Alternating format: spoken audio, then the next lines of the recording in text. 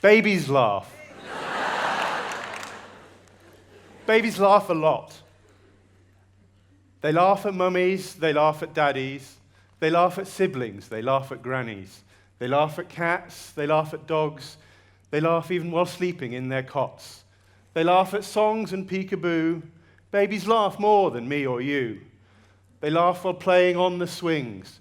Babies laugh at all the things.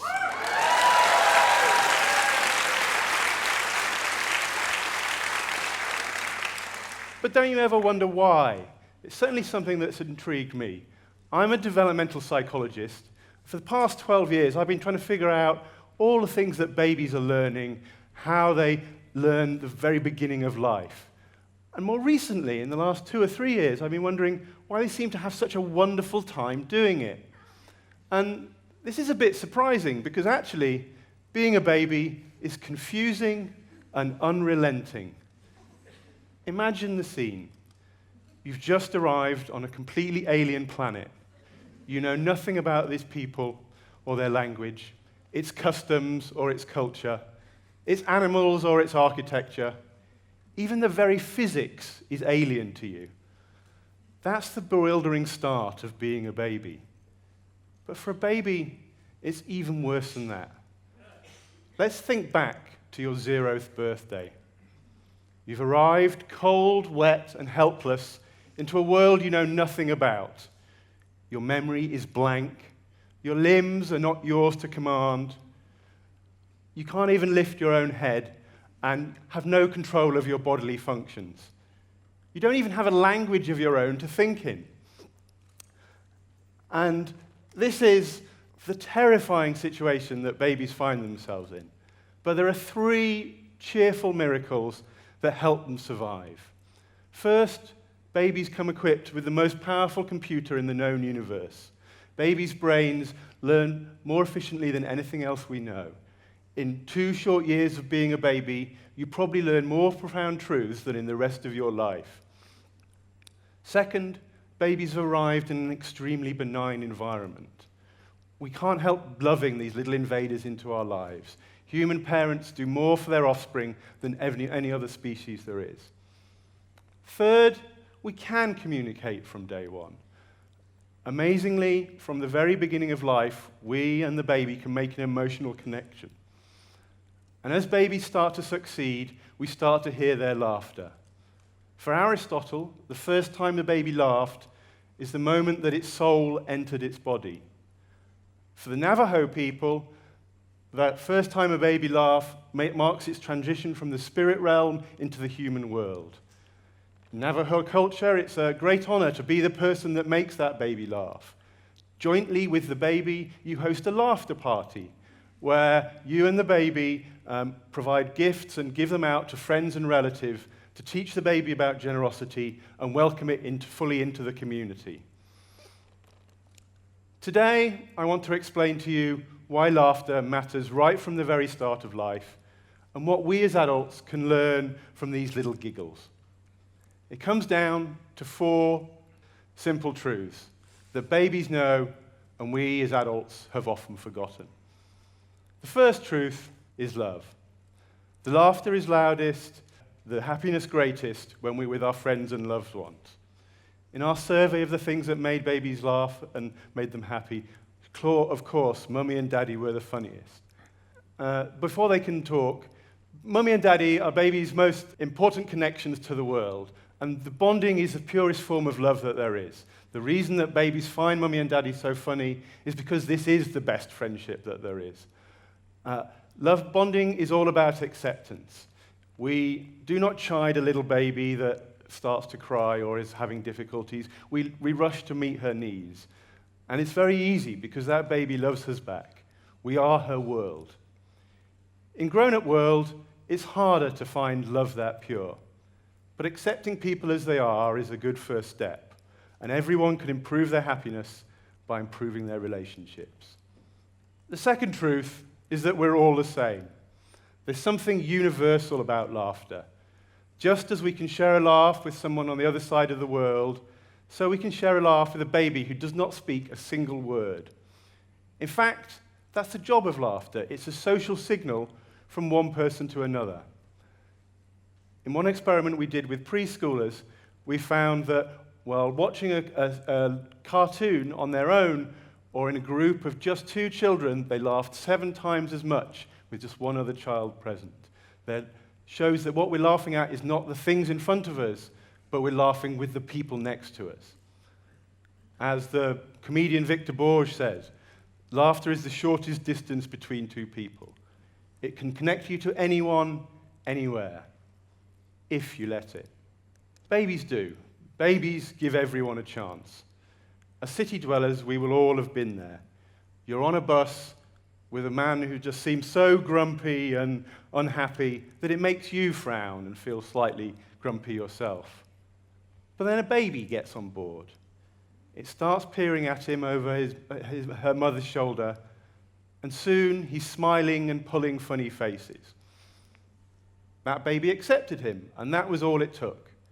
And it can work the other way around too. Recently, I helped Sarah Argent and the Polka Children's Theatre to develop a play about baby science for an audience of babies. Shake, rattle, and roll!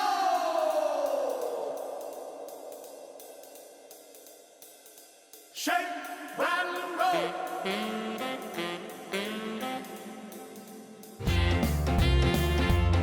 I'm like a one-eyed cat peeping in a seafood store.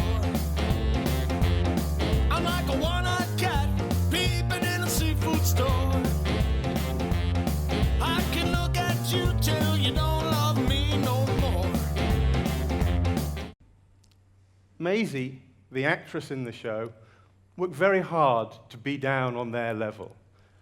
Being condescending doesn't work on babies, so it's not going to work on anybody larger. As Dr. Seuss said, a person's a person no matter how small. And it's no coincidence that the best way to make a baby laugh is to play peekaboo. It's all about social connection. It's all about making a direct, intentional connection with somebody else. You cannot play peekaboo while playing on your iPhone. And babies need this more than anyone else. You start off with a connection. It's lost. It's found. It's lost. It's found. It's lost. Well, you know the game.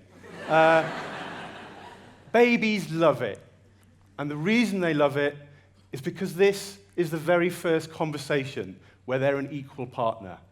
This is the first time where the toing and froing is on a level that they can understand and begin to learn the basics of what it means to be involved in a relationship, a conversation with somebody else.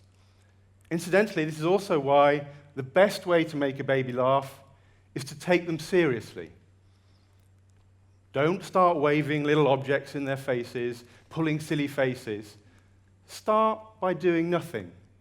Listen to the baby, tune in to what it is interested in, look to see what it's looking at. When you do this, the baby realizes that it's got adults' attention. Adults' attention is gold dust to little babies, and laughter is their payment in kind. Incidentally, this works on adults too. Now, seriously, it's that simple. Stop, listen to someone, really try and pay attention to what they're telling you. Sometimes we need to learn things from little children that we might have already forgotten. The third truth is truth itself. Knowledge and learning for their own sake. Babies have so much to learn, but every day babies experience the joy of new discoveries, and this drives them forward. Like Archimedes in their bath, babies might leap out shouting Eureka if they weren't having so much fun splashing around, playing with their ducks, and if they yet had the words to say, express their joys. Discovering new things requires a step into the unknown. This is why Eleanor Roosevelt, the wife of the former US president, says you should do one thing every day that scares you. Babies may seem like little scaredy kittens, but they're driven by an incredible curiosity. They're always moving to find new things, pushing the boundary of what they're comfortable with. Now, this might be my bias as a baby scientist, but I like to think that babies are little scientists. They're experimenting and trying out things on the world to discover the laws of the world around them. In fact, this was why I started researching baby laughter in the first place. I was already doing experiments to understand what babies knew and thought that laughter might be a different way into the same information. You don't laugh if you don't get the joke. Neither does a baby. Mummy is going to come back. Yes, I was right. A dog does not go meow. That's ridiculous. Men don't have blue hair. Adults, finding new challenges can be more challenging. But Aristotle said that pleasure comes from achieving mastery over the world. And he was not wrong. The psychologist Mihaly Csikszentmihalyi investigated the happiest people all over the world and found that this was their secret. You may know that he described a state of flow where you get so absorbed in doing something really well that you lose a sense of everything else. And the happiest people are the people who can achieve this state the most often. What you might not know is that the reason that these people get there is that they're constantly challenging themselves to get better and better at whatever they're doing. So if you want to be happy and succeed, you too will have to push your boundaries, take whatever you're doing now and do it better and better and better. The fourth and final truth is hiding in plain sight. Babies don't chase happiness, they are happy. They live in the moment. I see this in lots of places. Babies wake up happy. I don't know why, but in the summer of 2015, I went to Brazil to work with Pampers. We wanted to discover what it means to sleep like a baby. We surveyed parents all over Sao Paulo and discovered that almost all babies wake up in a good mood every morning. As I say, I don't know why, but I have tried to do it myself. It's a little harder for me, but it definitely seems to help. And then babies take pleasure in the simple things. There's no more clear and obvious picture of pure pleasure than a milk-drunk newborn, woozy and snoozy after a wonderful big feed, a huge smile spreading across their face. Or imagine that baby splashing in the bath, or transfixed by a flower. All are absorbed in the moment, reveling in sensations. As an adult, you might try meditation. At its heart, meditation is all about stopping to pay attention to the sensations around you.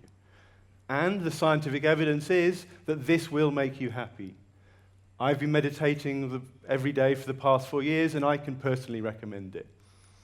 Or you could try music. Last summer, my colleague Lauren Stewart and I worked with the musician Imogen Heap to try scientifically create a song that's designed to make babies happy. With nearly 5 million views on YouTube, we think we've succeeded, but if you want to go and find a baby and play them the happy song and let us know whether they agree. Because I can tell you this, if you ever become that grumpy old man, there are two things which will make you smile. One, of course, is babies, but the other is the emotional connection you have to the music of your youth. Laughter makes life worth living. It is the soundtrack of our triumphs and makes the impossible possible.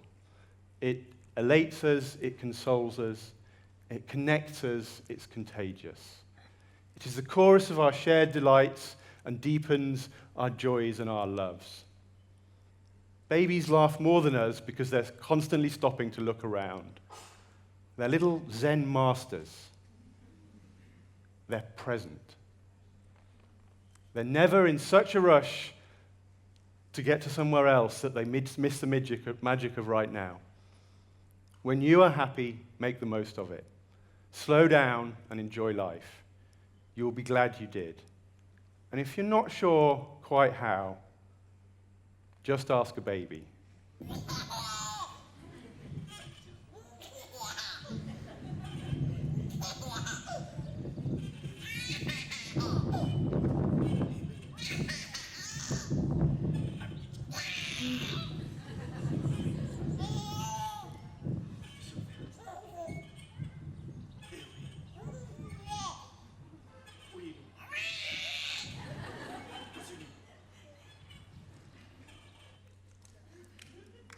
Dankeschön.